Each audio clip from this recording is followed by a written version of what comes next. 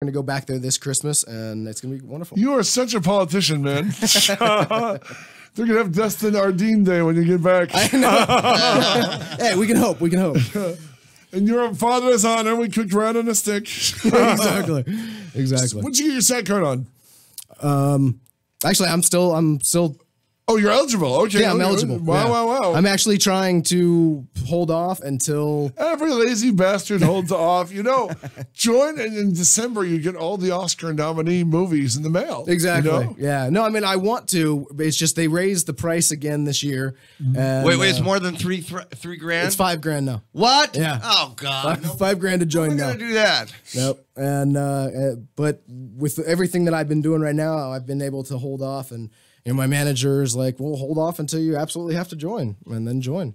And I'm like, "Okay." I joined in the carefree '90s when it was only 900 and something, and I remember that was the most money I'd ever spent. And it's like, oh no, I spent less on cars. Exactly. I'm currently driving. I thought it was 33,000. Then it went to 3,500. That's generally how it works. That's generally how it works. And then now they just upped it. Yeah. Wow. I was so bummed when I found out about that. Well, as a member, I think it's important, boys, for you to join. Oh, so what is it? Okay, I've been eligible for almost close to almost 2 years now. How much time goes through before? Well, once you join, you go to SAG, and then they do. It's kind of like a Batman comic where there's a single candle in a dark room, and you'll raise your hand and swear to SAG, and then they give you the keys to your solid gold rocket car and 2 headshots. Nope. Then you can get into anywhere, anytime. For free. Let's say we're eligible. Time keeps going by. What if 5 years, 10 years, and you're eligible? Does it go back, or do you have to start over? Does it eventually revert? I think you have a certain timeline. Look into that, because you might have a certain timeline before it lapses. But also goes by the jobs that you get too. Because if you become a must join, then you have to join if you get a job. When I was back in 2000, when I was a performer at Universal Studios, I was in AGVA, which is a sister unit. You could have joined when you were in AGVA. Yeah. Now it automatically, if I'm there for 6 months, you automatically qualify. You're eligible. But I never, I never took that money. Why did you not join? I spent it on loose women and alcohol and drugs. You probably had more fun, but I mean those STDs can last a lifetime, Joe. So, Mr. Ardeen, what have you been working on lately? I've had a bunch of projects in the works right now. Right now, I have a feature film called Ariadne that's based on a Greek mythology. And that's the woman who turns into the spider, right?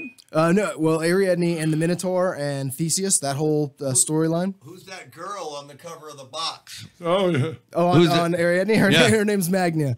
She is the lead actress on the film opposite myself. Jeff is completely ready to give her his SAG money for another 18 years. She's a wonderful, wonderful actress. She was fantastic to work with. And the director of the film, Adrian Rodriguez, he's very... you're the Minotaur. Yeah, I played the Minotaur. Now, is it real Minotaur, or are you going to punk out like the Henry Cavill movie with the Minotaur as a guy in a horse-shaped helmet? No. I mean, if you look up the pictures that are on there, I actually gained over 65 pounds for the role. Did you really? Yeah, and I drank basically a gallon of whole milk every day, and I was hitting the weights every like 3 times a day, trying to bulk up because the director Adrian wanted me to look like a Minotaur, wanted me to look like a bull. So in the film, that guy's strong as a bull. Exactly. Backed on the weight, and it was wonderful shooting. We shot that for 3 months, and I stayed in character pretty much I'm a method actor, so I stayed in character pretty much the whole time. Wow. And it was a wonderful experience, and we actually got a letter from Tribeca Film Festival saying that they really loved the footage that we sent them, and it's just came out, and we're hoping it does really, really well. No, it's the actual myth it's not like a modern day thing. It's based on it, but obviously bringing it into modern times and then giving it our own spin is what we did.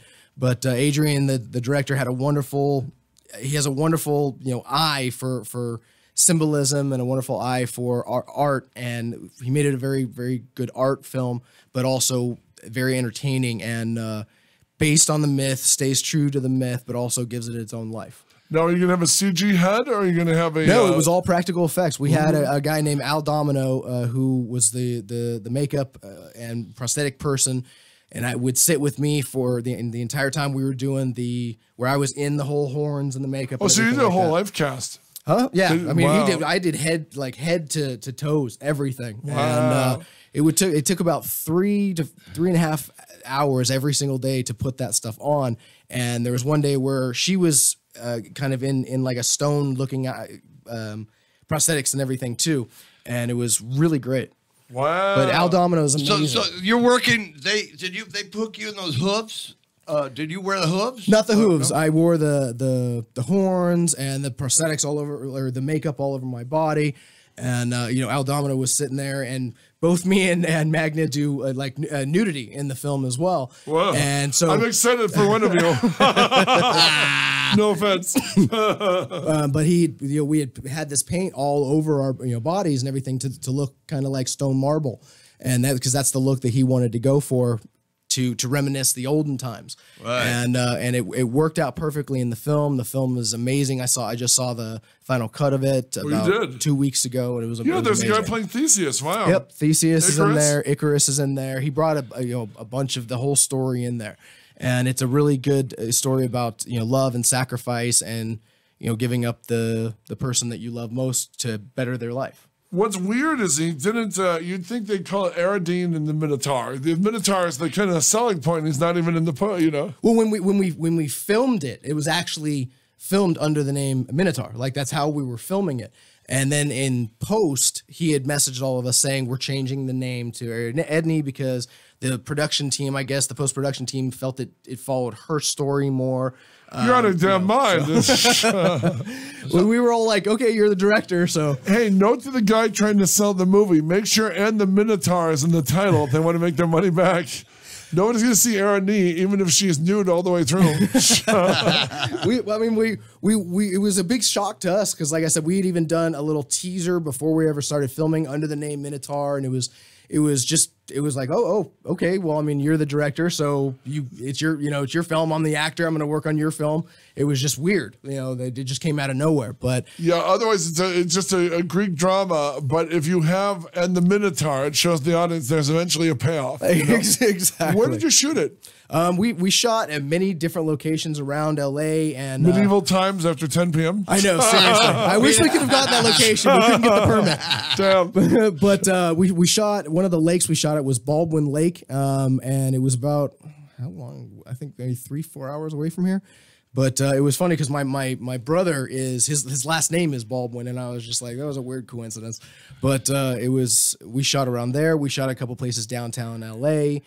We actually shot one location in Burbank. So we shot many different locations over the course of about 3 months. And so you're no longer stuck in a maze. No, everything in the film, obviously, because we brought it into modern day, is very symbolic. So like the house that I'm in is kind of the labyrinth where I'm trapped in, and then at the end of the film I'm no longer in there. It gets taken over by Theseus, kind of like him overtaking my life and him getting Ariadne and me having to let her go because I love her so much and everything. So I mean it was so it's an art film Minotaur more than a horror film Minotaur. Definitely more on the artistic side. Does the Minotaur cry outside the church while they're getting married? So where does Icarus hang out? I mean, and fly? Does his feathers melt and what? How does he? He plays my best friend in the film. What? Minotaur's best friend? Yeah, I mean, like I said, do you start out a normal man, or are you in the bullhead for the whole movie? No, I go back and forth between being the regular man and then, like I said, the olden days symbolic Minotaur. Where I'm in the full getup and everything. But Icarus plays my best friend, and he knows the love that I have for Ariadne, but he also is, I guess, in debt to Theseus. So he kind of makes a deal with Theseus that, moves the story along without giving too much away.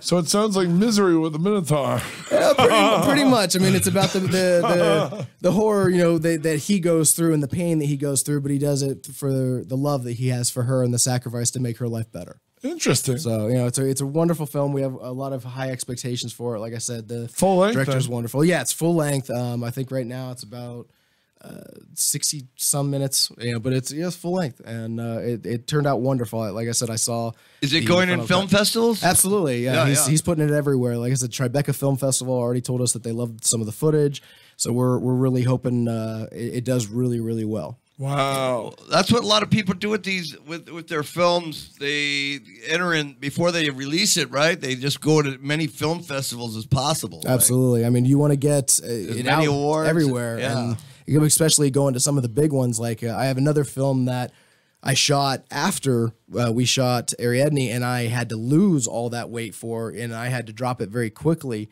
And it's called Birth. It's a horror film, and we just found out that it got accepted into Cannes Film Festival. Oh, wow. Yeah, I was very happy about that. So we're going to France in May. So I was like really happy about that one. But that one is directed by a female director named Oslam. She's amazing, and she puts so much production value into that. We actually shot in the Insidious house. The same thing that they shot. Tell us about that experience. Over in Pasadena. Yeah. It's a wonder. Like it's very weird because you never think that it would be in the area that it's in because it kind of looks industrial until you turn down one road and then it's this whole cul-de-sac. Wow, it was trippy. really trippy. But it was a beautiful old-looking, olden-time house, and the house is just amazing. But we shot there for about, I think, 4 days in that location. And we worked on the film for a couple weeks, and it was an amazing opportunity to work on that film. Oslam, she has such a great eye, especially for horror films, and the film's about demon possession. And my wife in the film is played by Isabel Serrano, who's known for soap operas, and she's known around the world. But she gets possessed, and it goes back to my childhood with a deal that my parents made with the devil to save me.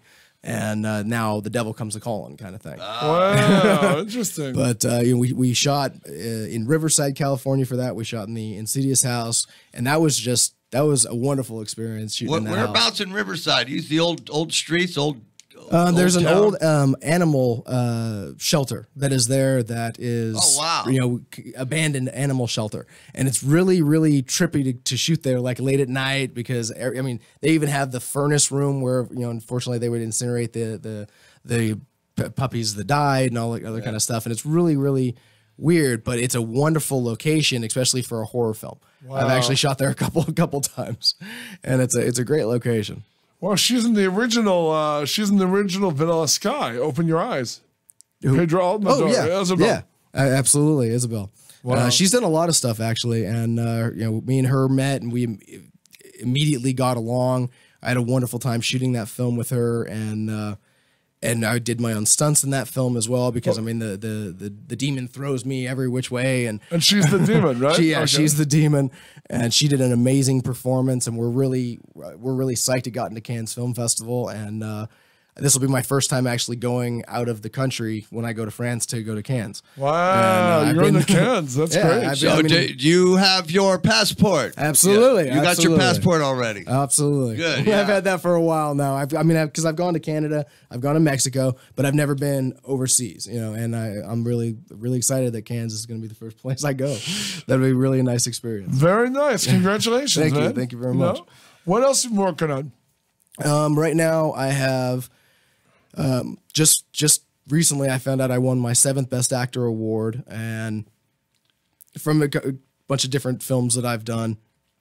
I did a film that was called The Red Oak, which did really well in film festivals. It was just a short, but the director of that, Daniel Safar, he did an amazing job. We wanted to tell a story of people who sacrifice a lot of their time and effort for other people, like nurses and doctors and firefighters or cops who take this enormous pressure on their shoulders to help other people and the toll that it takes on them. So that's the story. I play a psychologist named Dr. Rahal, and it's about all the years of working in the mental institution and it taking their time and doing what it did to him and how it affected him. So that was a really wonderful film. And coming up, I have a couple films in the works right now. I just got cast as the lead for a film called Religion that is going to be shooting in Africa for 3 months. And I'm basically playing a Muslim who falls in love with a Christian. And I'm really looking forward to that film. I've obviously never been to Africa, but we're going over there for 3 months in Ghana to shoot over there, and that's going to be directed by Salifu Zakara, who's a known director from over there. And you're just so psyched about shooting elephants. Oh, yeah. He was telling us before we came on the air, he just wanted to kill a baby elephant. Oh, yeah. So, Yeah. Just stand and smile and take pictures with all the dead animals there, and you make a lot of friends. Huh? No. That's Dustin terrible. was so That's excited in the terrible. parking lot. He said, I'm going to whack a baby elephant. That's what he told us. We're joking, of course. Do not address Don't hate end mail. up like that Jimmy John's guy. Oh, yeah. Oh, jeez. Yeah. That wasn't even him, the naked guy laying on the But he bed. does work with associated with him. Yeah, you know. yeah. I think one of the employees or something. But it was a naked guy, supposedly the head of Jimmy John's, laying on like a dead lion. on a shark. God. I heard that Naked. one was fake, but the rest were real. Where he's all on, with those dead poor animals. Yeah, no, I can't see that stuff. I'm a huge animal activist, and that's just, it's really appalling. You said once you killed this baby elephant with a hammer, you're done. Once it gets out. Yeah, when I get really angry, I see especially a rhino. I mean, they're so endangered, and then these guys are smiling with their rifles sitting on top of a rhino. That's such That's a just dick sickening. move. Yeah, it's sickening. It's absolutely sickening, and I don't know why I think the laws should be way stricter on stuff like that. I really think it should be, because it's absolutely disgusting. Oh, yeah, no, you're totally right. That these hunters go out and they pay this big money, and they have they have them in a caged area. What's the joy of, and okay, release the lion so he could get oh, shot. yeah, exactly. They do a canned hunt. Breeding these animals just so they trophy people The thrill could kill of them. the hunter. Yeah. Where it's like, what is thrilling about that? You put him, between, and nothing against hunters. I'm not saying anything wrong. I'm saying, when you do, like you said, a canned one where they just release it just for that. And like a parking garage. Yeah, exactly. It's just, It's just like going to a trout pond where you got hundreds of thousands of hungry trout, and you just drop your line in and pull it out. Exactly. There's no real nothing there. Yeah. I just think that's absolutely disgusting. I really do. I agree with you. Yeah. I mean, it just makes you just want to go out there and just tear these people apart, man. Yeah. Well, I mean, I wouldn't have any problem dragging this guy behind onto my Jeep, out through the right after Once this guy changed, though, when the director says, "We've got 2 hours between setups, let's go kill a baby elephant." Dustin will go, "I'll finish him." I'll twist its head off, boss. And it kills me the look on their face, like you were saying, when they're just standing there and they're so proud of themselves. Like, what are you proud of? You put something between a sight and you shot.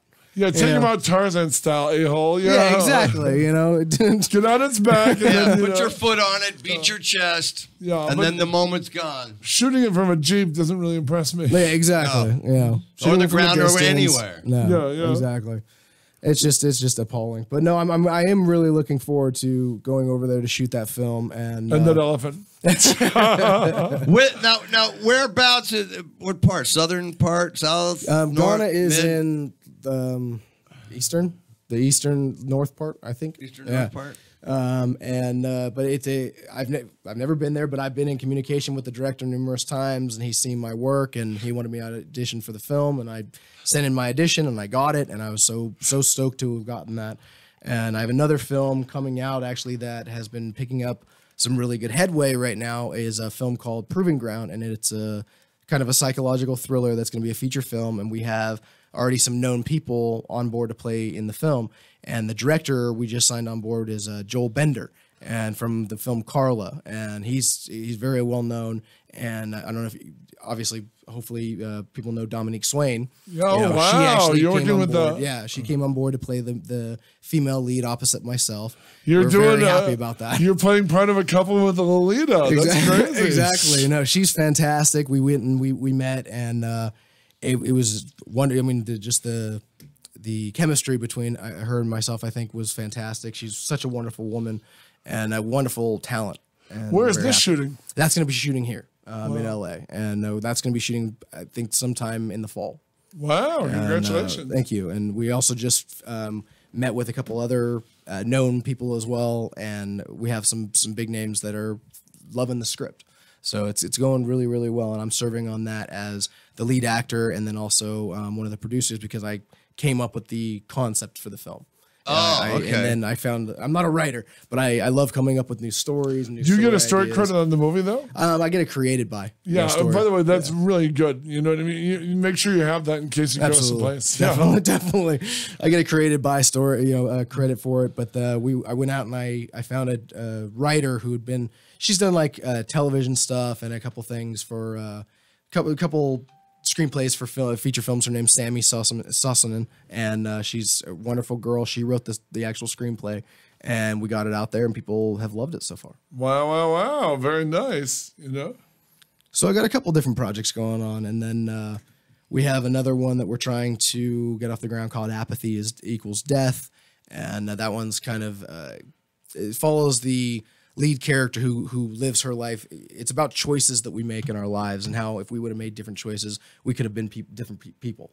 So she lives a couple different lives. So it's sort of a sliding door scenario. Kind of something like that. And but we're very excited. Run, Lola, about that run if you want. Right, exactly.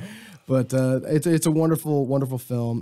But there's just so many things that I have to be thankful for right now, and I work really hard every single day to try to keep going and not stop. So.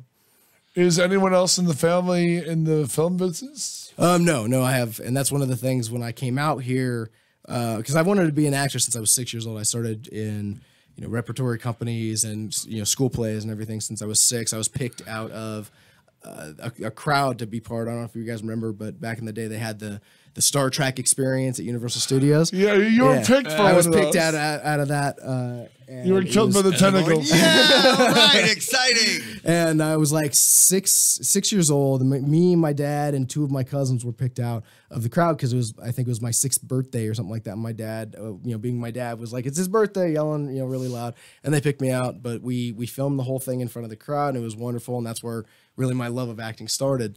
And so I've been doing commercials. William Shatner started it all. So what year was that? When your parents split up, did you go with your dad? When my parents split up, they split up in 1988. That's what it says here. Yeah. And, you shared that on your MDB? Wow. Well, I mean, I had other somebody else wrote my biography and everything like that for me, and he included it. And I was like, well, I'm not gonna shy away from who I am or anything. No, but that's like if you put it Hollywood style. Mom and dad had creative differences. Mom and dad had big creative differences, but when they split up, they stayed in the same town, and so I would go back and forth between both of them, or then it would be where there's a custody thing going on, or just a bunch of that stuff. It became a joke in my elementary school of who you with this week, kind of a thing. But I mean, I love both of my parents very, very much, and 2 Christmases, woohoo! I know. 2 Christmases. But it was a bad situation, but it made me who I am today, and I don't think that a drug lord style John Van Damme. But they both encouraged me, but unfortunately they didn't know anybody in the industry. Because Unfortunately, my family, they didn't know anybody. The worst. So my dad is a mailman for the United States Post Office, and my mom is an LPN nurse. My mom's a nurse as well. Oh, fantastic! And but they worked very hard my whole life to try to support me, but. Only child? They didn't know anybody. No, actually, I have. Oh, you did mention a brother. I'm sorry. Yeah, well, I have a brother and a sister. I'm the middle child. My brother's 6 years older. My sister's 6 years younger. And Dustin in the middle. Dustin in the middle. But growing up that way was hard. But I just tried to focus on my outlet of acting and going for my dream, but unfortunately, when you don't know anybody, it's really hard. When I actually moved out to LA, I lived in my car for almost close to 2 years. Wow. And but now finally I have an apartment that I like, and I have a roof over my head, so that's more important. And Burbank's a nice place. Oh yeah, Burbank's a fantastic place. Of Van Damme, he was doing the same thing when he came over from his country, going to auditions. A lot of guys, even William Shatner, he stayed in his truck. Mm-hmm. That's how dedicated they were. I'm blanking on his name. He passed away about a year or 2 ago. Charles Napier. Charles Napier wound up. He would sleep in his truck in what is now the Stephen J. Cannell building. Oh, okay. Back then, the parking lot was owned by Russ Meyer, you know, the basically the nudie, you know, the filmmaker. And he saw him there and he said, well, here's the deal. I'll throw you a couple bucks if you watch the lot, you know, and you call the police if anyone's breaking into the cars. Because he was, you know, he owned the lot, so he was renting parking. But I guess this is in the 70s before parking or anything was worth anything. Mm-hmm. And then one day he found out Napier was here to be an actor, and he'd already done Star Trek and a couple other things. So he started he put Napier in one of his movies and became one of the legendary movies. Yeah. Napier had one of those IMDb's that would blow your mind. I mean, prison. He was the guy Lecter kills in Silence of the Lambs. Mm-hmm. He's the puss that Rambo's going to kill in Rambo and all this other stuff. He got famous for playing tough guys and great actor. He'd done a Roger Corman movie for Jonathan Demme. Oh, okay. And Demme liked him so much. As Demme went up the ladder, he always had a part for Napier. Napier is even in the Denzel Washington remake of Manchurian Candidate. Okay, nice. Yeah, that was now back in the Star Trek. Remember that in Universal Studios, was that during the Next Generation? What did they have the set? Because I remember going back then when that Star Trek thing was brand new there, and I can't remember what format they. I think it's where the Simpsons are now. I think it's where the Simpsons are right now. And, you know, but it was a really nice. What uniforms were they wearing though? I think they were next gen uniforms, weren't they? The black and the red, or were you in? Yeah, they were the black and the red. Yeah. Because I remember watching it. Now, I mean, now because I was so little then, I don't really remember doing a lot of it myself. Mm-hmm. But I remember watching it, and me and my dad were cast as the black and the red, you know, Enterprise, you know, kind of people. And then my cousin, my two cousins were down working with like the engine crew and building, you know, the everything, and it was really nice. And we had this one scene where I wrestled this a Klingon, you know, person down, and I scalped them and everything. It was really funny. Everybody in the crowd liked it. 6-year-old. Now they give you a VHS tape you can buy. Exactly. Okay, we got now let me check with Dan the Man Rupp in 5 minutes. 5 minutes, we're gonna have a commercial break. In 5 minutes, we'll have a commercial break. And 5 minute warning. 5 minute warning. Yeah. You know. Okay. What was I gonna say? I remember when I was in high school, we did the Universal tour. In 5 minutes or 5 seconds, Dan? I can't hear you. Okay, 5 minutes.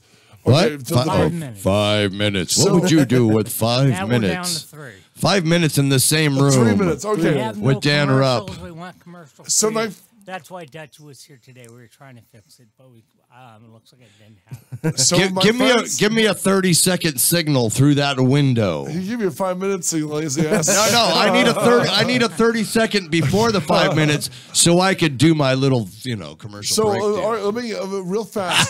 I remember going in high school, going with my friend's family to Universal Studios. Mm-hmm. And I remember thinking, well, I wanted to be on the right level for the shark, you know, and I knew if you were in the last seat of the tram, last seat, yeah, you got the shark going back into the water. And I thought if we move up one, so we were in the last seat of the tram, and I convinced the whole family to move up a row.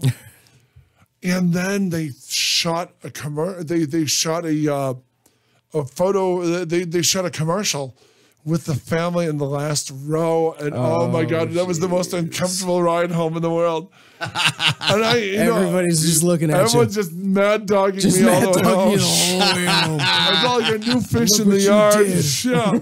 It's like a stony silence all the way home. Oh, geez, that's so uncomfortable. Yeah, I felt really bad. I destroyed their cousin Oliver moments. Oh, God. Oh, God. Just watching Dan, that's Dan the Man, our producer. Once he gives us the heads up. Dan the Man. Yeah, let's just stare at him through the window right now. Everybody just give him happy to have him back. Yeah. Look at that guy. Hey. Look at him. He thinks he's You don't so have cool. a hand puppet up there? Why don't you bring Buckles the Clown up there? You could play with him through the window and wave to us. Dan's a ventriloquist as well as a clown. It's just a clown. Just a clown. Just a GD clown. Hey, don't use your Frankenberry voice in here. Oh,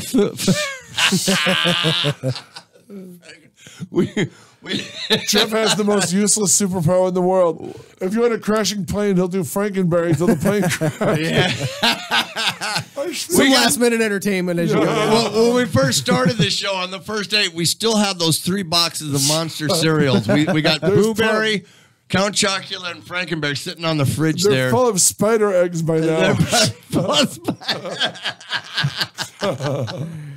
Oh, that's pretty funny, man. All right, Dan, you're staring up with the kid at ET waiting for the alien invasion. What's going on? Are we on break? We got about 2 minutes ready. 2 minutes. Okay. I told you no breaks today. That's why Dutchy was here. Oh, did you really? I didn't hear that. We ran in so quickly. The blood was still rushing in my ears. Yeah, I had time to tell you guys if you guys would get here on time. Wow. Wow! I'm not sure I like the sassy Dan Rupp more than the original classic Dan Rupp. Yeah, the Jurassic. I missed the Jurassic Dan Rupp. Yeah.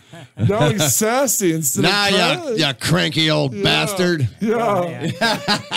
Don't step on me. This Dan Rupp is easy to anger, which is terrifying, and yet gives us no value into his character. He's edgy and unpredictable. So let's talk. For punk lighting. Now, so are we on the? We're off the air. There's no breaks. No, in about 1 minute we're off there. 1 minute will be. No, you know what? We have until 9. We're not. It doesn't. With this new computer system, we'll just keep going. It's your decisiveness that grabs me, General. We're just gonna follow what you tell us to do. Whatever you want, we'll do. I'm gonna exactly. You sound exactly like I did when Dutchy was here, because I have, still going. I don't see anything behind us, and I don't know how late it's gonna go. We'll just keep going. So yeah, go ahead and just. Gonna go till they kick us off. I'm the one who's kicking us off. Hey, let's plug our sponsors, Dan. Yeah, we could do that real quick. Now, where do you go when you want a delicious New York bagel? Oh, New York Bagel Company. And where is it located? How do I get here from Rancho Cucamonga, from the radio station? Oh, from here on Hermosa, go straight up Hermosa to Foothill, hang yourself right, and it's right there on the left-hand side. So what you're saying, New York Bagel Company is on the corner of Foothill and Archibald. Yeah, it's a little shop, but they pack a mighty bagel. And what makes a New York bagel a New York bagel? The water. The water. Jamal, our man, he imports that water all the way from New York to make my delicious blueberry bagel. But Dan, what do you want to do when you want to smoke a nice fine cigar and relax and maybe have a craft beer, a glass of wine, and watch some live music on the weekend? I say no, and I go to my AA meeting. You go to your AA meeting. Well, Patrick and I go to Pacific Wine Merchant and Cigar Exchange. Yeah, man, AA is for quitters. Yes, and it's right there at the Metrolink station in downtown Upland, the largest humidor in the Inland Empire with the finest cigars. There is nothing more romantic than watching the sun set over the Upland IHOP. Yeah. The ghetto sunset on the train tracks. And then you watch the old people in the IHOP grab their chest when the train's coming through because they think it's the big one. That's why you got to get Wonderful a delicious... way to set the mood. Yeah. That's why you hang out in the patio, enjoy your cigar. Beers for, brother. Live music on the weekend, and ask for a guy named Mark Hefferman or Greg Gross or Benny. They'll help you. They'll help you get the wine, the craft beer, and the cigars that you need to relax and have a good time at Pacific Wine Merchants and Cigar Exchange in downtown Upland. Woo! How was that for plugging our sponsors? There you go. Damn. That was pretty damn good. That sounded good. Good. Yeah. I think they almost got a 2-for-1 there. Damn, I should do this for a living, man. Let's plug one more place. You are listening to chaoticradio.com. That might be the most important one. Chaoticradio.com. Chaotic Radio. And if you want to call the Jeff Sargent Show on Chaotic Radio. What the hell was that? If you want to call the if you want to call the Jeff Sargent Show and insult us or whatever you want to ask Mr. J here. Mr. Verbally Abusive. You can get verbally abusive with him. Call 909. Come on, tough guy. 360. Give us your best shot. 8330. If you got the balls, you call this number right now, okay? That's 909-360-8330. Call right now. Don't make me call you. That's Arnold Stang. Right here, the Jeff Sargent Show on Kaotic Radio. You call us, we don't call you. We are going to take a quick break here from Etiwanda Roadhouse and a couple others. All right. Beautiful. And now it's a commercial break from our other sponsors. See, just for an inside look, I've got one clock saying one time and another clock saying another. Hey, can't be too careful. Plate, one saying not plate. That's why Dutch was here this morning trying to figure this mess out. But he had to go to work. I hear a phone ringing. Oh, no. Oh, crap. Okay. You answer it. I'm not going to answer Somebody it. Wants you answer it. Somebody wants their ass kicked in. What? He's saying answer. Line one? Line one. Well, there's nobody ringing. There's nothing here on my screen. Nothing but sheer professionalism. There goes my alarm. Oh, crap. I hear like music. Yeah, it's my alarm. Yeah, I would have been like, left their phone on or something.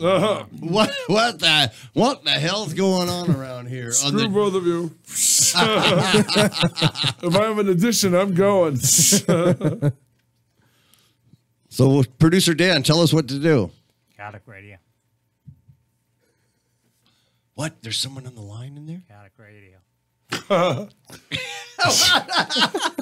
It's one of Dan's personalities. Radio. Dan? I don't know. That one hung up. I'm Mr. Mundane. Hello, Chaotic Radio. Whoever hung up, you just saved your own There's life. nothing ringing that rang in your office. It rang in your booth, but down here on my board, on my computer, there's nothing. There's nothing. It's blank. I see nothing too right now. I see nothing too. Should we get back to our guest? Well, Mr. Dustin I'm having fun Aradine. just looking at all the chaos. Look at all the chaos. All the It chaos was so on chaotic, we Chaotic had Radio. to drop the C and put up a big old K. Wow, see? All right, we are back on the air. Wow. Here's your countdown. I missed you all. 1. Okay, cool. By the way, the bros, 5, 4, 3, 2, and then they go like this, so you don't hear one on the air. Punk lighting. This is indeed for punk lighting. All right, here we are. Welcome back from commercial break for the Jeff Sargent Show with our guest. Those of you who just came in, we have actor Dustin Aradine. The Justin Ardeen fan club's on line 1. Never mind the man in the booth and his phone calls. Personal phone calls. All right, they're waiting for you. Pick it up. What? So you think you can kick our ass? He's saying answer the phone, moron. I can't answer the phone because I click up there on the and there's nothing there. What he wants is results. What you're giving him is excuses. To quote the late great Tony Jenkins. So it must be something I don't. I'm doing what I can. Okay, when people call in, when guests call in, even when we get our guest callers, remember Pat? Oh yeah, it shows up there. right here in the corner of the screen. I click it on. I hate it when It goes mom, right to my phone board right here. I hate it when mom and dad fight. I can't hear you now, Dan. This is sheer radio professionalism. I'm just trying to think where I'm going to put my We're Marconi. experiencing some technical difficulties. Where the hell are we going to put our Marconi Award for this episode? Just keep trying. We'll just keep talking, and if it does show up there, Keep Then calling. we'll take the call. Keep calling. you can Keep calling always in. write a letter. Get a stamped envelope. If you think you can kick Justin Ardeen's ass, we have the 10134 keep 6th calling Street. in. Or come on down to the studio. He'll be here until Get 9. yourself a Dustin's stamped, right here. a Dustin's here. stamped envelope. Take it all, put it in the take all mailbox. covers. Write a letter. Okay. Try to get it to us within the next 45 Dustin, minutes. I'm looking at this really cool movie poster, all in Japanese. For some reason, Jeff keeps texting Justin and- Ardeen naked. I see all these award things on there. Los Angeles Los kidnapping. Angeles kidnapping. Absolutely. Oh, who's in that? That was actually a film that it was a strictly Chinese film that was shot out here, and only a couple scenes were done in English. Most of the film was done in Mandarin. And Mandarin. Wow. So did they do one of the big things they do in overseas foreign films? Yeah, look at that. Isn't that that's cool? a great poster. Great poster. It was a wonderful poster. It was a wonderful film to work on. The poster promises you everything. Yes, it reminds me of the first one I saw that was Hard Boiled. Remember that one? Oh yeah. That was hardcore, man. Hard Boiled is one of the it's one of the great action movie posters of all time. Which, you know, John Woo, it's the hero is holding a baby. The hero's holding a gun in one hand and the baby in the other. Oh, jeez. And the baby is the Die Hard moment. Hard Boiled is one of the all-time great movies. This cop is against a super assassin. And the bad guy is so bad, he hurls a hand grenade into a nursery. Oh, jeez. And the hero runs in and he saves the baby. He gets the baby out of there in time. A wonderful John Woo movie. And the hero is like a SWAT officer. His leg is on fire, but he's got body armor, so he doesn't feel the flames running up his leg. The baby pees down through a diaper, down the leg, and puts out the fire without the hero ever knowing. One of the greatest action movie sequences you've ever seen. It's hilarious. That's cool. So, because the baby was the #1 moment in the movie, they put the cop and the baby on the poster. And it's a great, look it up, Hard Boiled, you guys. Yeah, that's actually one I have not heard of. My God, I definitely want to see it now. I love John Woo. He's fantastic. I try to be as much of a student of film as I can, and that's one I definitely will go look up right now, actually. Oh, my God, you'll love it. So tell us about this. Is producer Bohan Gong and director Fei Yong. Yeah, the director and actually the producer and me we just talked actually yesterday. And basically, I got the audition call and went there, and it was for a comedic part in the film, because the film's an action film, but they were looking for this comedic character to play the role of Rose, which is the part that I got cast for. And I never thought I'd be cast for it because I don't really get a whole lot of comedic work. I mean, I love doing comedy. I've done comedy on stage a ton. But I guess because of my look, people just don't really cast me for comedy. But I do love and enjoy doing comedy. And when I got the part, I was overly ecstatic. And when I went to film it, we shot up in the mountains somewhere. It was about 2 hours away from Burbank. And it was in this, like, I walked in thinking it was this old Cuban drug lord's house. And because it had like even the open foyer in the middle of it and everything. Exactly. And so we get there, but I'm supposed to be playing, this very a very, very feminine male. Oh no. Very feminine male. And and my character's name is Rose. And I don't picture you. The audition must have been interesting. Oh, it was fantastic. It was super fun. And I just completely went for it, and I landed the role. So when I was on set, I was completely staying in the character the whole time. And the assistant director came over to me, and he didn't really speak a lot of English, but he had a little translator there. Oh, no. So he kept saying sissy, like more sissy. Oh no. And so I was like, okay, I'm gonna go as far out on this as I possibly can. And I did the scene, and the lead actor who was there, everybody came up to me while we were shooting going, he is so uncomfortable right now. Keep it up. We're all laughing hysterically in the back. We're all laughing so hard. And it was an amazing opportunity. It was an amazing time. And the lead actor, he's an amazing guy. I had a lot of fun with him.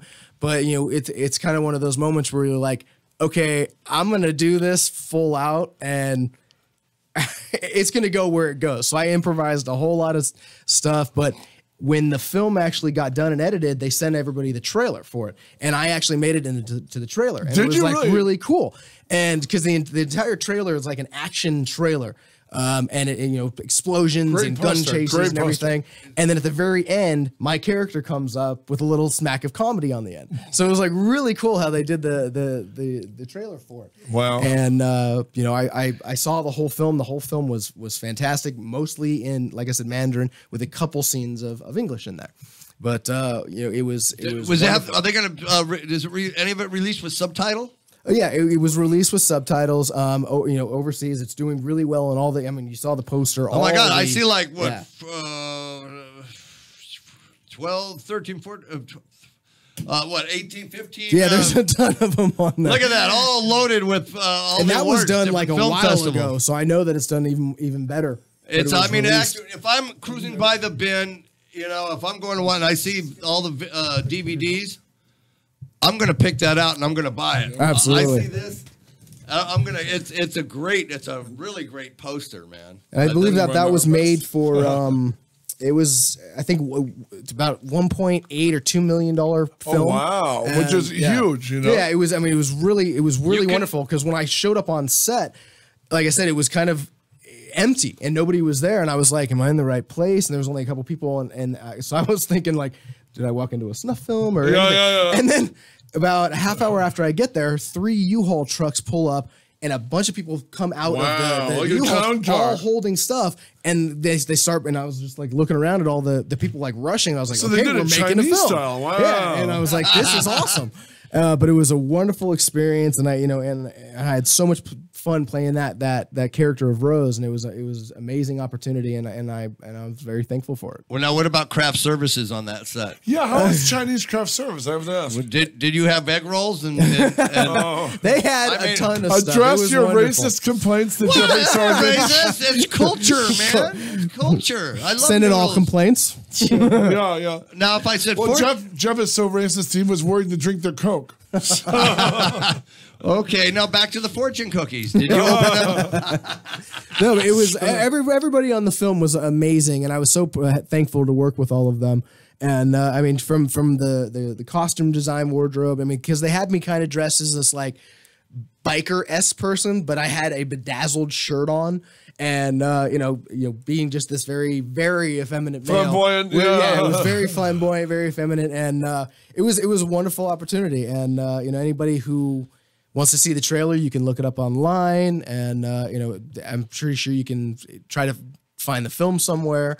But it came out overseas, and it's doing fantastic. Wow. And I couldn't be more happy about it. Congratulations! Thank you very much. The poster promises everything. I mean, exploding. It is a wonderful poster. It's a wonderful. You got poster. some really cool posters here for your films. Now, let's talk what about poster for your films hangs in your apartment?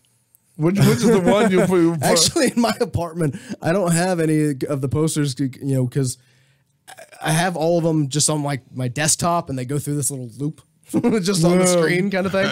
But they don't so have the it computer anywhere. screen. Okay, yeah, cool. it's just on a computer screen on a loop.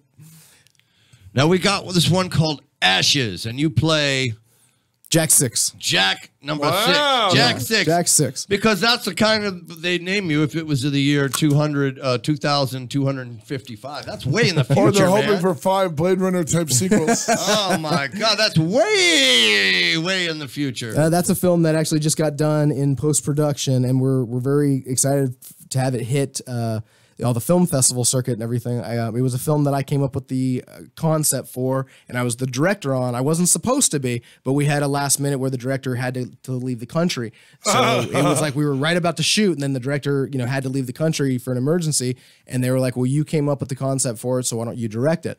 And it was my first time directing. I've directed stuff on stage before, but never a film, and it was a very long, hard process, and but it was a great process, and I worked with a bunch of great people, and we finally just had our screening of that last Saturday, actually, and everybody was really excited for it. I wish I'd known you there, because then I would meet Monda Scott. Monda she's a beautiful, beautiful gorgeous, actress. man. She's gorgeous. Wow. Absolutely gorgeous. She could test her highest brand of pepper spray against Jeff's eyes. Exactly.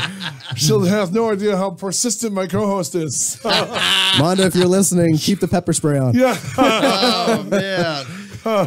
So how long was this film? What did you edit it down to? Ashes is just a short film. I believe it's 25 minutes as of right now, but we're hoping to make it a feature later on down the road. What's the log line?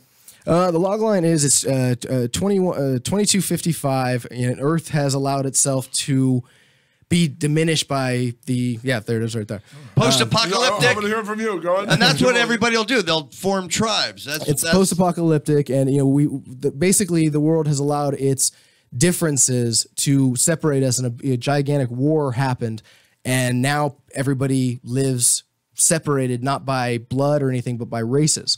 and it's basically a comment on what was happening in the world right now, with a lot of things. And I remember when the state of emergency happened in Charlotte, North Carolina, I think like 2 years ago, was when I came up with the idea for that. And I was like, well, if people don't learn from the past mistakes that we've done over and over and over again, this could be where we go. Wow. And that's basically the idea of the film. Wow, you got some good concepts gearing up there. You got two-legged FM. But no, it was a pleasure to work on that film. I mean, even though it was, grueling, and it took many, many, many months to do that because of funding and everything like that. But we're very happy with the outcome. Jeff just showed me Monda Scott's picture, so you get no sympathy from me, mister. Like I said, she's very, very beautiful girl. Yeah. Wow. Yeah, no, quite striking, and did makeup as well, it says. Yeah, she's done makeup on a bunch of films as well. And, for that film, she played the character of Alaya. And we also had another wonderful actress on there who played the character of Serena. Her name's Julia Ellen Waltz, and she was a. Is she related to Christopher Waltz? No, actually, she and I were talking about her her name. She used to be a dancer, and that's where she got Waltz from. Oh, hokey but cute. Very, very, very cute. Jeff assess her picture as well. And then we had another kid on there who did a fight sequence with me, and we shot it for an entire day. This fight sequence, and we just beat the heck out of each other for the entire time, but I did stunts in that one as well. His name's Raymond Carago, and he's a wonderful talent. Are you the lead in the movie? I am. Yeah. Now, first of all, you're a little dumb. You're not supposed to do your own stunts. I always go out when I do a film. I mean, I always commit my body. Yeah, but how is the director going to cover his star having a broken nose? But that's why I was the director. So. Well, look at Tom Cruise did his own stunt on that tower. Yeah, and he broke his ankle, and they were out of work for 4 months. Yeah, I mean, we didn't have that big of a crew, so it was okay. But I mean, when I go into anything, I always go committed, and I take my yeah, but if they break your nose, you're effed up. Oh no, definitely. You're gonna have to cut around your own face.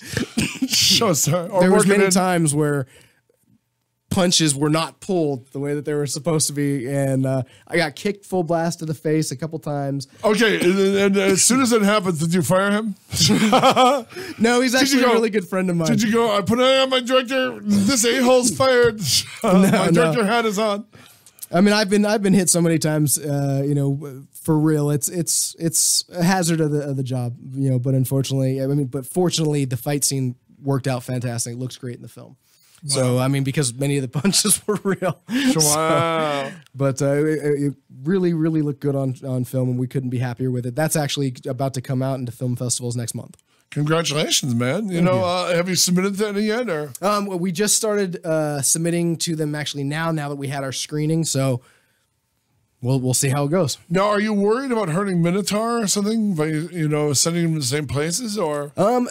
No, not really, because I mean, one is a full-length feature, and then the other one's just a short. Okay, so I think they'll be in different categories. Well, obviously they'll be in different categories, but obviously one is a post-apocalyptic drama, and then the other one is more just straight drama, mythology, and they're two different realms. So I don't think that they'll hurt each other at all. Fair enough. Okay.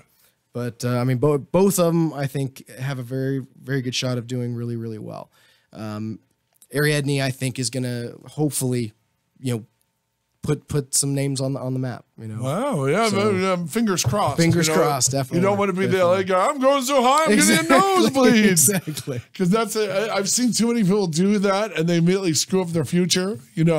One thing we talk about frequently is people sabotaging themselves. Mm-hmm. And I have an actress friend, and I've tried to warn her, and she's one of these idiots who, lives on Facebook. Oh, yeah. And so she'll announce, I'm going out for Coca-Cola tomorrow. Wish me luck. And all her friends are her type, her look. So then everybody goes out. They call their agents, they definitely shouldn't be doing that, yeah. She's calling an airstrike on herself because she'll post. The first time she did it, she posted the next day, I was stunned to see how many of my FB friends and peeps were on the audition. It was really exciting. And she literally is blocking herself. I mean, then I tried to warn her. I saw her in an audition. I go, hey, blank. I'm not going to use her name, but I go, hey, you know, you're telling everyone about your gig. And she just looks at me, big doe eyes, beautiful. But she goes, then my friends wouldn't do that to me. Oh, yes, they would. And I just pat her on the back and I go, okay, you be you. Yeah, exactly. You do you. Have at it. Yeah, exactly. You know, I mean, unfortunately, that's something that I think a lot of people.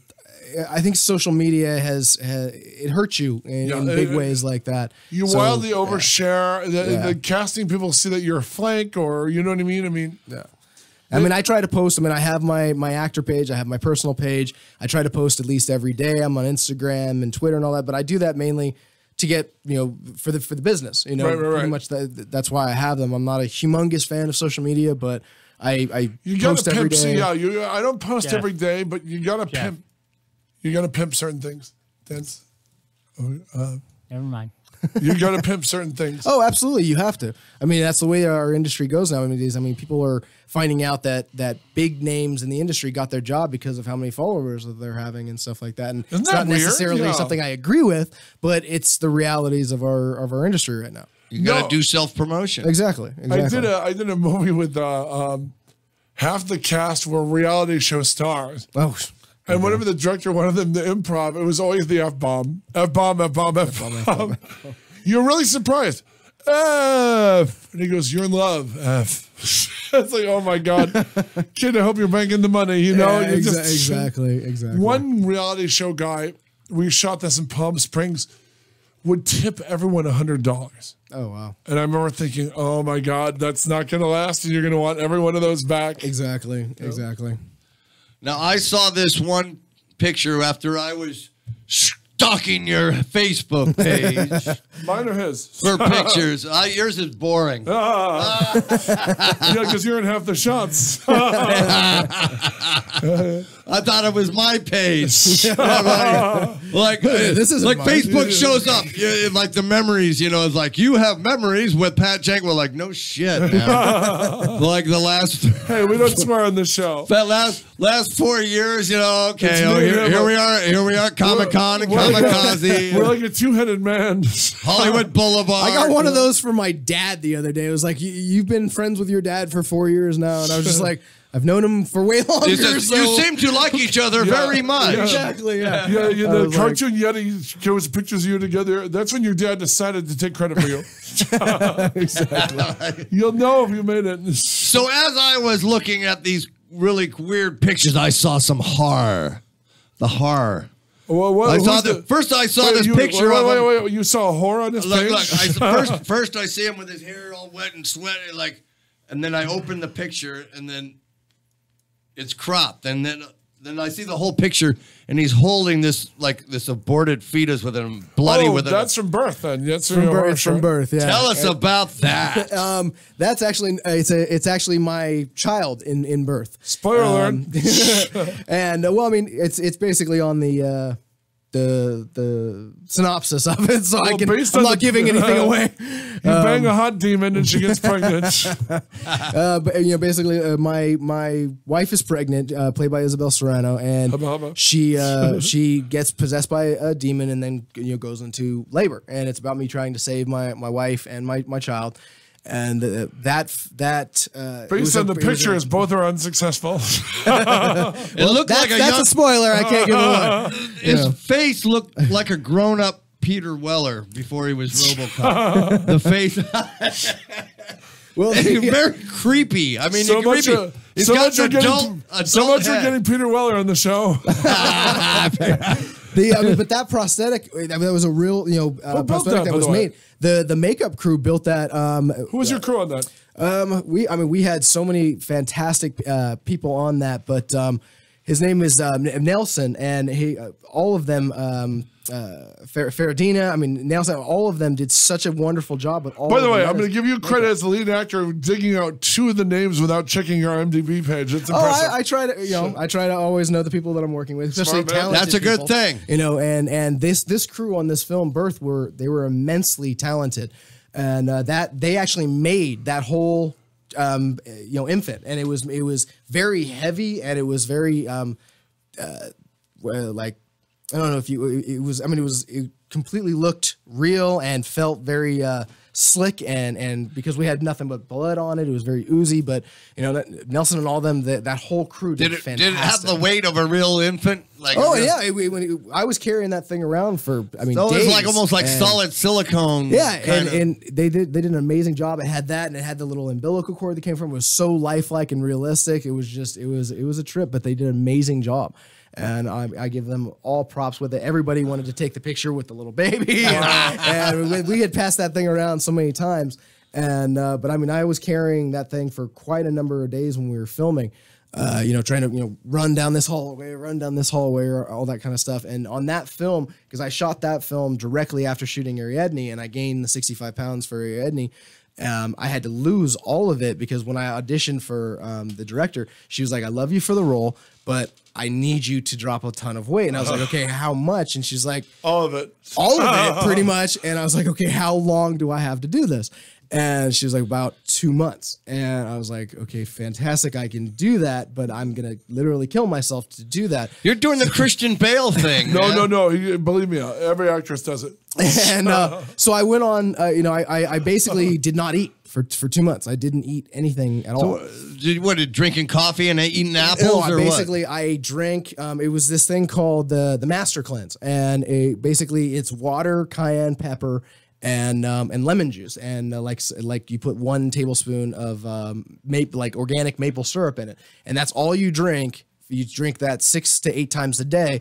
And he was so method, he didn't stop till both his kidneys shut down. Exactly. and when I was even on film, they had the best craft services I've ever seen from any film I've ever worked on was on this film, and the director is from Turkey, and you know she brought like Turkish food in, and oh man, it was all over, and I couldn't eat, and I refused to allow myself to eat. Everybody but Dustin could eat here. Exactly. They actually made announcements like that once they figured out what I was doing, and then they came over and they're like, okay, you've been running all day long. We need you to eat something. And I'm like, I'm not going to until we wrap. Don't feed the fat kid. Yeah, he looks like Fat Val Kilmer at the time. Oh my God. I mean, I went from when I was in Ariadne, I was about 265, 270, and I dropped down to about 200. Dude, that is, I mean, for your, that's big. And yeah, I was working out, like I said, 3 times a day, and I was extremely thick. And I mean, I put on, you know, mass and, you know, fat, because anytime you do that, you're going to. Wow. And then I had to parade around naked for Ariadne, and then going to do birth. Wow. I dropped all of it, and I did nothing but drink a gallon of water a day and do that cleanse and just. What's your routine for? Everyone has a different memorization process. How do you memorize your lines?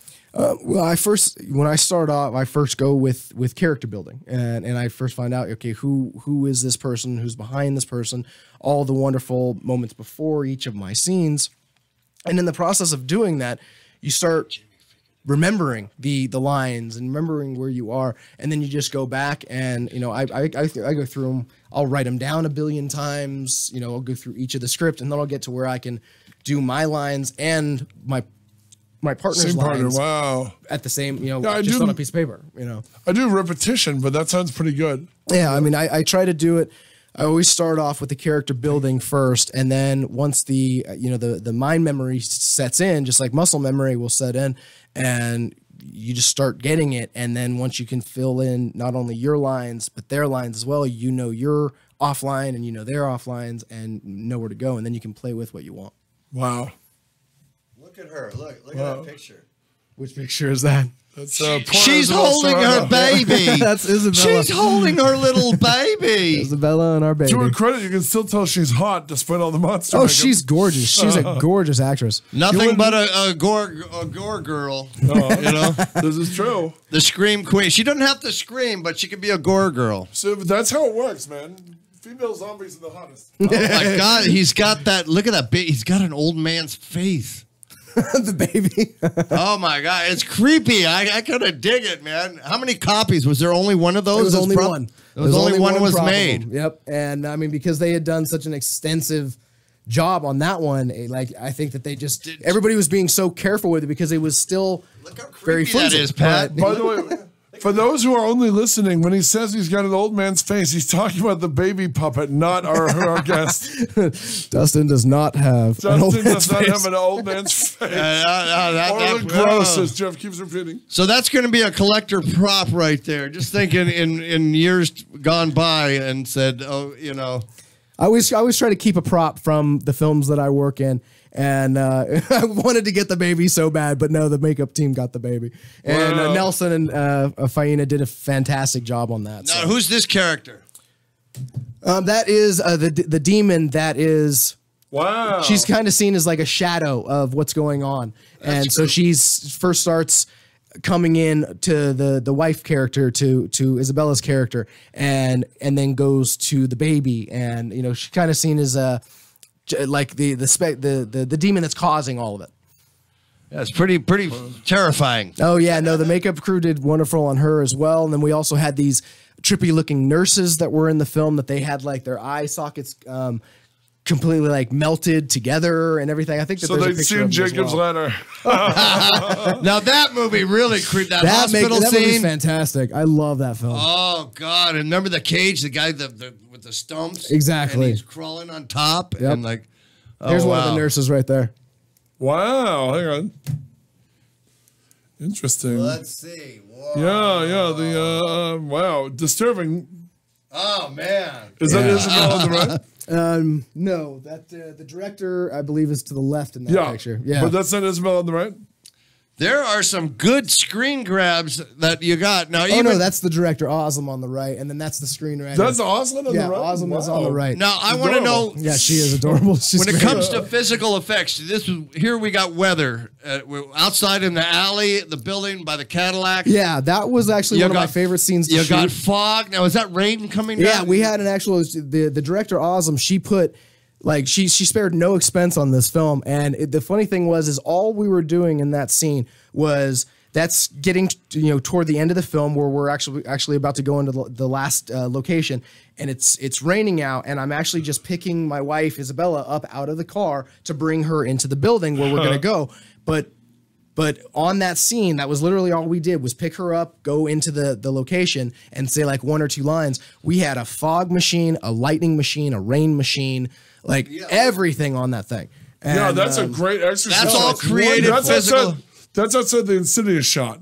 The house. That was actually at a high school in downtown LA. Wow. Yeah, we got permission to film at one of the high schools. I don't remember the name of the high school, but I actually have the. But the fog and the rain effects is supreme right there. Jib that entire time as well. Yeah. Wow, thank you. Wow, look at that. That's great. It looks good. Wow, it's a beautiful shot. Yeah, it's a wonderful shot. Our cinematographer, Brad Hamilton, he was absolutely fantastic. Awesome. I think everybody on this crew is good. Yeah, the lightning was going. It's amazing what they did with that one shot.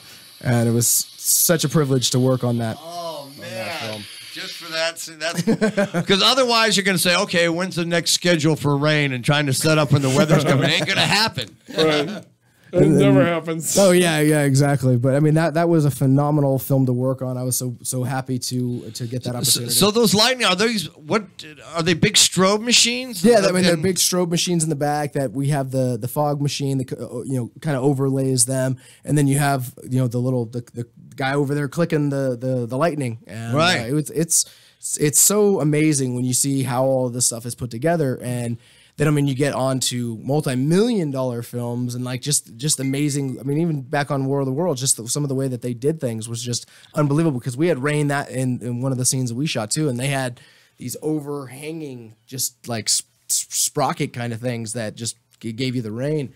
And it was it's just amazing to see how the movie magic comes together. I mean, in the Insidious house, I had a stunt where my wife pushes me back, uses her demon power to push me back into a brick wall, and it was a real brick wall. And the stunt guy came over to me. He's like, okay, you know what you're doing. If you've done stunts before, and I was like, yes, I have. And he was like, okay, well, what do you want for safety and everything like that? And I was like, honestly, nothing. Just I'll take the hit. And he was like, okay, well, I'm not gonna recommend that. I'll give you this little under vest thing. But if you want to do that, then that's okay. I'm not going to argue with the actor in his. So you had something process. on your back to cushion. I had it underneath of my shirt to cushion, but I didn't have anything outside of it. And then they had this little rig that they hooked me up to, because basically she throws me against the wall, and then as soon as I hit the ground, she flings me across the floor, like all in one shot. So I, fling back into the wall, hit the ground, and then she flings me across the floor. And I actually have a little video of it right here. So are there are you wearing with a cable, or the cable was there to drag you off, and then they had this little pulley system to launch me into the brick wall. Wow! Wow! So here's that. And wow! Oh, then it pulled you. Oh, cool. Yeah, so they totally did the whole thing in one shot. Impressive. And it was like I said, it was really cool.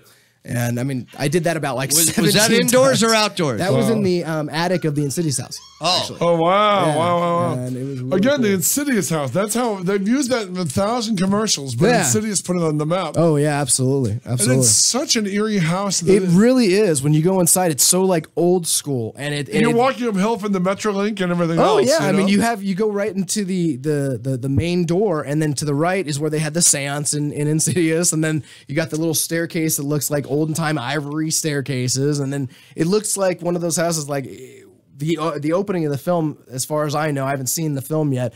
But you haven't seen Insidious? No, I haven't seen Birth yet. Okay. But no, the opening of the film in Birth is like a pan across the entire house, because she wanted this like creepy, eerie thing. But she didn't change anything in the house. It just is that way. And like we didn't really change it. We just added some props and stuff. But no, it's so eerie by itself. What street is on? You know exactly where you've seen it. I don't know if I might have been by there and not even know. You would know. You would know. It looks like a haunted house. Oh yeah, it does. Absolutely. You look on the outside and it looks like the face. And it's really cool. My friend dated the hot nurse from Insidious, so he gets wistful whenever we drive past it. It's Very like, nice. there's the house we met at. And it's like, yep. But that's kind of cool. That's very cool. It was a wonderful, opportunity to shoot in there, and we had a really great time. We shot. It was all nighttime shoots, but we were on set for about 12 hours every night, and we shot for weeks on end, and it was wonderful. And then we shot, like I said, in Riverside, California for that film. Love Riverside. Where did you go there? The Mission Inn? Was it a big hall type place? No, it was an abandoned animal shelter that's there. Oh, that's right. Okay, downtown. Yeah, I know exactly where. It's a wonderful, big location with so many different rooms and everything. And we were, they were scouting it and everything, and they were deciding which room that they wanted to do which thing in, because we had the big like exorcism scene in that location. But going up there, the director, she put all of us, the cast and the crew, up in the hotel room that was up there, so we didn't all have to drive up there every single day. That's really smart. Yeah, and she's making the most of her location and her spending. So. And she I mean, it was so wonderful to go straight from there straight to the hotel, go to sleep, and then be able to come right back on set, as opposed to drive. But it was, I mean, I would have done it either way. And that's what I told her. I was like, I'll do it wherever you want. She's like, no, I'll do the hotels. And I was like, okay, that's fantastic. Because it's a hell of a long drive from where we are. It is. Right here, Yeah. It's a long drive. I mean, from Burbank, I think it's about an hour and a half, 45 minutes, something like that. Depending on what time of day you go. Exactly. You go after 2 o'clock, you're effed. You're really effed, yeah. I made that mistake going up there one time that way, and it was bad. It took me like 4 or 5 hours. Don't try coming out here after like 2:30 in LA, and then you got to wait till 7, Yeah. That was a never again kind of thing. I remember. Go ahead. I was just saying, my father, when he came out here the last time to visit me, he had looked up my address from the airport. Oh no! And he was like, "Oh, okay, it's only like 16 miles or whatever." Everything's a half hour away until you factor in traffic. And then it actually took him like 3 hours, and he was like, "It took me 3 hours to go 16 miles." Was he coming from LAX? Yeah, he was coming from LAX. Oh, mistake number 2, Chief. That's what we told him. We're like, "No, not here. Not here." Poor bastard, you're not in Pennsylvania now.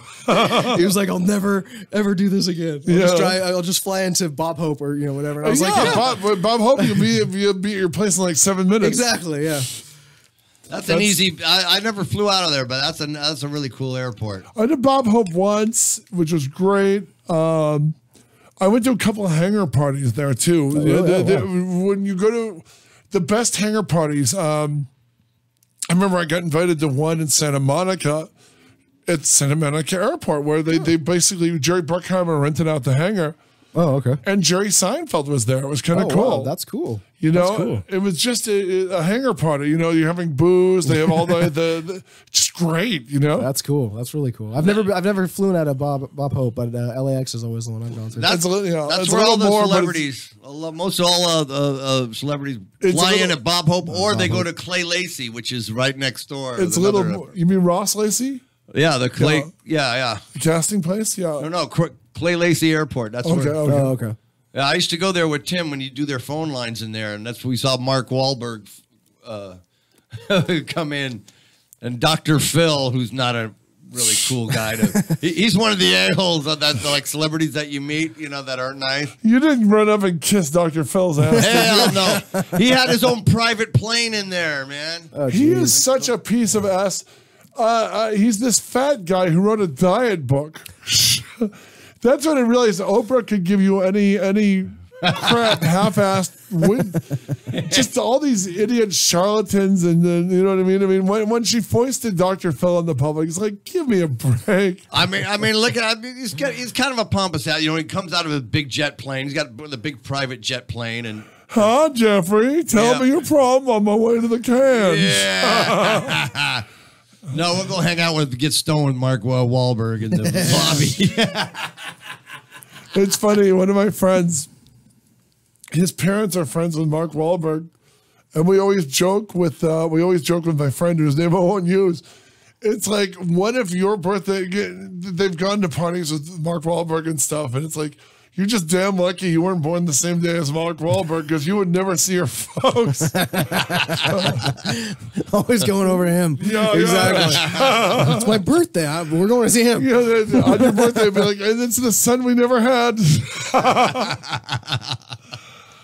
Yeah, so that's the airport scene right there. That was the airport scene. How did we get on that subject? Burbank, I think Burbank is where they shot the airplane scene in Casablanca to bring us full circle. Oh yeah.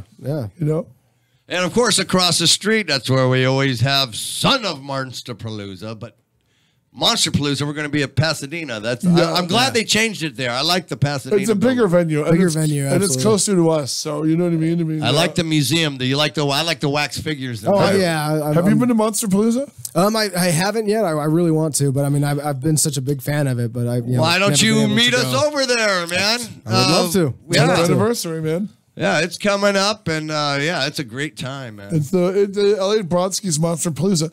You know, we should have him on closer to the event. You know, we'll have him, we'll do a photo with him from New York. Oh, yeah. You know, that'd be good. He's from Long Island. What about your makeup guy, Hill? Yeah, we can have him on too. You know, he was BAFTA nominated for Shape of Water. I'm so impressed. I can't get over that Frankenstein he made. Beyond that, dead Frankenstein on an autopsy table. Beyond that, he owns Nicholas Hammond and stuntman Freddie Waugh's original Spider-Man outfits from the TV series. No way, he owns them. I've been daring him to put them on, but he feels they're too much a collector's item. Yeah. To actually come on, USOP. We know we put it on once, and he denies it. The Spider-Man suit with the rain boots with the red. Yeah, well, he wore cowboy boots. They were like painted red cowboy boots. No, not even painted red. There's one where it's climbing a wall, and they're just brown cowboy boots. Are you serious? Yeah, and it's like. You know, as a kid watching that show, it just angered me so much. I mean, because Spider-Man, his shoes are like stockings because he's got to be able to cling to the wall with his natural. And now he's wearing these high-impact cowboy boots. Yeah, he's wearing giant leather cowboy boots. He's not going to be able to adhere to a wall. You know, and it's like, as a kid, that show drove me nuts. There was no Dr. Octopus, no Green Goblin. Yeah. Just the usual generic mad scientist and terrorist. Yeah. It's like there was one with a clone. That was the one that really set me off. Yeah. Spider-Man is a clown. No, clone. The clone. He cloned the clone. Spider-Man. Yeah, the clone. Okay. It's like, oh my God, Spider-Man's battling his own clone. And you're thinking, okay, we're going to have a 10-minute Spider-Man on Spider-Man action. I remember sitting there as a child and Spider-Man's evil clone pulls a gun on him, and it's like, what? Seriously? The worst thing I hated about it, I was so disappointed because when he shot his web, it was like shot and played in reverse. Played in reverse. And it looked like a big fat spaghetti, a string of spaghetti that shot out of his wrist, and it would wrap around. It would like. Kids go around the person like a lasso. And then you physically like swing from here to that wall. And that was it. Yeah. Kids today are so spoiled. I mean, you get the Green Goblin, Dr. Octopus. You go to a Thor movie, you get Hulk, you get Odin, you get Asgard, you get Loki, you get everything. Yeah, everything in the movies. In those days, it'd be Spider-Man surrounded by a bunch of generic supporting characters who may share the name with the character from the comic, but they're nothing like them. I remember they did the Spider-Man TV movies. J. Jonah Jameson is the biggest fan of Spider-Man and can't wait to meet him. It's like what? He hates him. Yeah, they basically the guy, the hack who wrote it was thinking Perry White. It's like you don't know your source thing. material. Yeah, know your source material, ladies and gentlemen. And poor Stan Lee would always get a creative consulting. You're lucky you weren't born yet to see these horrible things. They were pretty bad. Like I said, I've always been a student, so I try to go back as much as I can and watch a bunch of stuff. Yeah, no. Superheroes didn't work back then. The idea of a Spider-Man movie where he doesn't meet any of his usual characters. Yeah, that's insane. That's insane. Well, look, we still got a list of movies here. Hit a couple. We got hot takes. Now. Hey, Dan, are we out of here? There's this cute girl. Hold on. Are we out of here at 5:02 or 9 o'clock? I'm showing 13 minutes on one. Oh, okay. Well, all the way to 9. 13 minutes on one. How many clocks are there? 7. Okay. 7 clocks. Go with the 13-minute one. All right, start with the cute girl. You were talking. Okay. Stalker. Another cute girl. I like that poster. Wow. Tell us about Stalker. Stalker was a film that we did, and I went to the New York Film Academy. I'm a graduate of the New York Film Academy, and that was our. For those guys. Did you? I did. That was our class project that we did together, and the director of that actually was the same director of Ariadne, and he actually went there with me for a few. Like he went for one half of a semester, and then he dropped out, but. He went on to go do other things, and then we revamped together to do Ariadne. But Stalker was an idea that the class had to do. We had to do this project together. Came up with it together as a group. It was written by one of my friends in the class. Her name was Lou, and she came up with this wonderful story and about a woman getting stalked and who she was going to get stalked by. And then Adrian and me came up with this idea of doing it kind of like a Twilight Zone episode, kind of like 1970s Twilight Zone episode. And so we shot it that way, filmed it that way, put it in a bunch of, I was the AD on the project and he was the director. And then I also had this little cameo as a driver in the film. Jeff is about to start stalking Maria Seganova, by the way. All right. It takes place in the 70s. But I mean, when we shot it, we wanted to make sure it looked kind of like the old 70s film kind of look. Sure. And so it really did come off that way. And the teacher actually asked us if he could show it to later groups to say, this is actually something you can do, on the budget that you have. Like they did this really, really well. So we shot in a couple locations downtown Burbank, like the steakhouse. It's right actually across from NIFA. We got permission to shoot there. Wow. And so it was really great. And Danny and Maria, they were cast as the two leads of the film, and then we also had this other kid who was cast as like a little cameo. But both did fantastic. Maria and myself actually did our final together for the New York Film Academy as well. Really? And, this is the one in Burbank. Yeah, the one here in Burbank. And because we were in the acting program, we go to the Barham building, and the directors and stuff go to the Riverside building. But we shot and edited that all of ourselves, and then we put it out, and it did really. I mean, it did relatively okay for a student project. That's great. Film festival. So we were very, very proud of what we did there. Got a bunch of props from the Universal Studios prop place, and it was really great, they were renting or I mean we go over because students of NIFA are allowed to do that. They can go over there and they can check out some of the things, and they have to pay for anything else that they take out. We had a breakable bottle in one of the scenes that we had to pay for. And, oh yeah, I love it. I've never been. Have you been hit in the head with the, yes, I have, the breakaway actually. glass? Mm-hmm. How about you, Pat? In fact, I did a music video where I was hit. I have a clip of it. I got hit with I got hit with a rubber crowbar in one movie. You know what I mean? Which is kind of cool. I like the breakaway glass, just having the impact. You know. Yep. Yeah. No, it was. Here it is. Have to restart it, but no, I shot this music video, and the guy, we did like 4 takes of it. Oh wow, cool!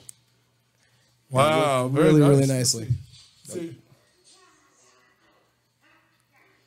You're making the most of the prop too. Oh, there you go, right on the head, bam! Right on the head. That was great.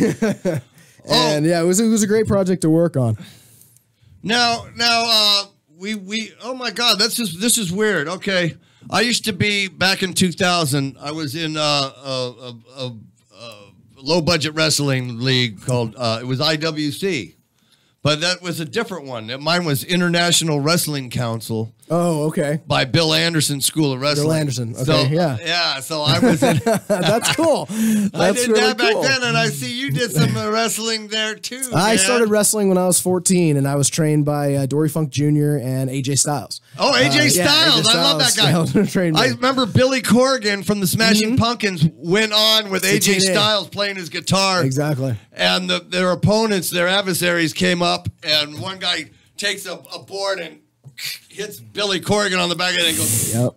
and he drops on the floor. And Billy's like that. 6, he's tall. Yeah, He's like Billy's 6, really tall. He's like 6'6", 6.5 feet tall. Remember, he thinks wrestling's real, so play along. Hey, it is. Hey, it is when you get in the ring. If you were hit Oh, 40 you get times in the head with a destroyed. folding chair, you wouldn't be able to dive. No, you do get hit. You Oh no! bounce it off. I mean, the way that the folding chairs are, I mean, you have to really connect really hard to make that big clash sound.